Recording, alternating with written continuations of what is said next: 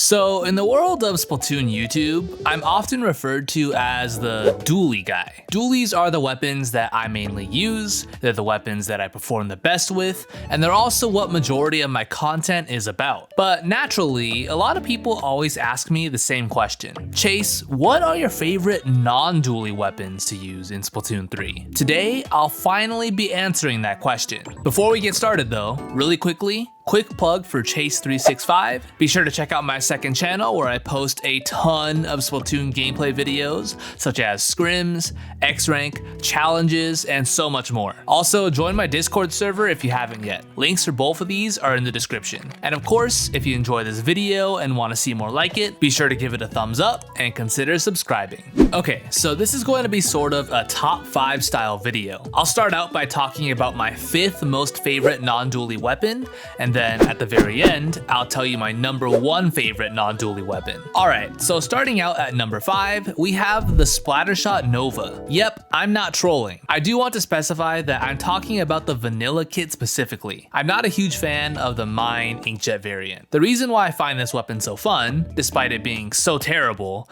is that it's arguably the best opening gambit weapon in the entire game. I really like opening gambit as an ability. I just find it super fun to use, and the Splatshot Nova probably has the easiest job ever in regard to maintaining it. Really quick rundown of opening gambit, because there's still some people out there who don't know. This headgear exclusive ability gives you some massive mobility perks for the first 30 seconds in a match. However, if you get a kill or assist within those 30 seconds, then an extra 15 seconds will be added before the perks wear off. And that same principle applies for every kill or assist that you get while the opening gambit is active. So theoretically, you could keep the opening gambit for an entire 5-minute match if you're getting enough kills or assists. Anyway, with a kit of point sensor and killer whale, as well as just being a long-ranged weapon, the Splatshot Nova is an assist machine. I'm not kidding when I tell you that I'm able to keep the opening gambit for at least half of the match, like 75% of the time. In fact, I'm able to keep it for entire games more often than not. It's probably one of the most annoying weapons to go against, but if you're using the Splatshot Nova with opening gambit, something about it is just really addicting. It's my guilty pleasure weapon for sure. At number 4, we have the Nautilus.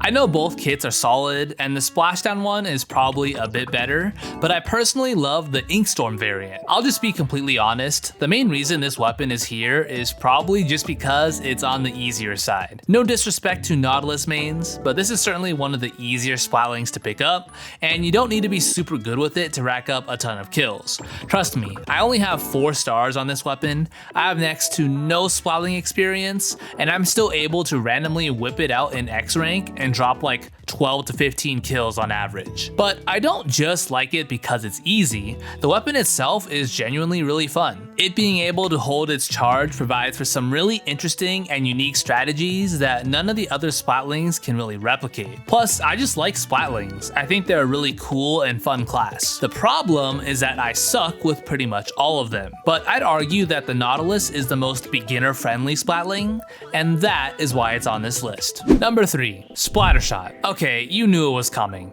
I debated not putting this on the list, but I did want it to be genuine. I won't talk about this too much because you all probably know why this is here. It's an easy weapon to play, and its kits are both very solid. If you're ever having a rough day in Anarchy or X battles, just swap to this weapon and your chances of winning will increase by at least 50%. It's just a basic, reliable weapon. I don't really have anything else to say about this weapon, so moving on. At number 2, we have a tie between the L3 and H3 nozzle noses. Now I will say, if I had to pick one of these over the other, it would probably be the L3 nozzle nose, just because it's easier, but I still enjoy the H3 nearly just as much, regardless of its difficulty. But yeah, I don't know what it is about the nozzle noses, but I just find them addicting. With the L3 specifically, I truly do enjoy the burst bomb kit.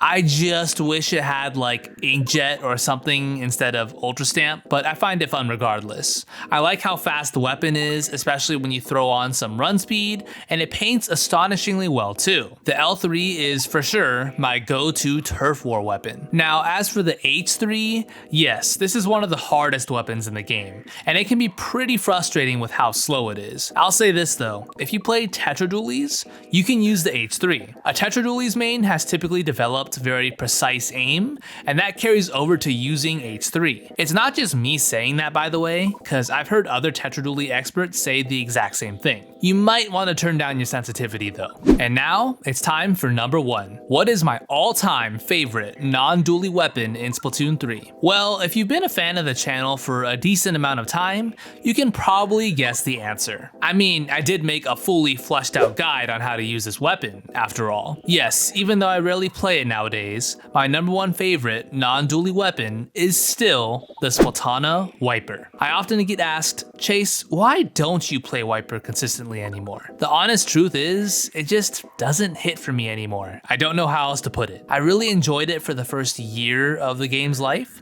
but I eventually kind of just transitioned to only dualies, and I never went back. I do still play the weapon occasionally though for fun. Also, fun fact, despite me not using Wiper very often anymore, it's still the weapon I have the most wins on, right behind the Dualies of course. Yes, I really used it that much in the first year of the game. Alright guys, well there you have it. Those are my 5 most favorite non-dually weapons in Splatoon 3. It was a bit of a specific topic, but one that's been requested a lot by viewers, so I was happy that I could finally do it. Let me know what you guys thought of my list down below. Did anything surprise you, or did everything make sense? Also be sure to drop a like, subscribe, turn on notifications, all that good stuff. With that being said, thank you so much for watching, and I'll see you all next time.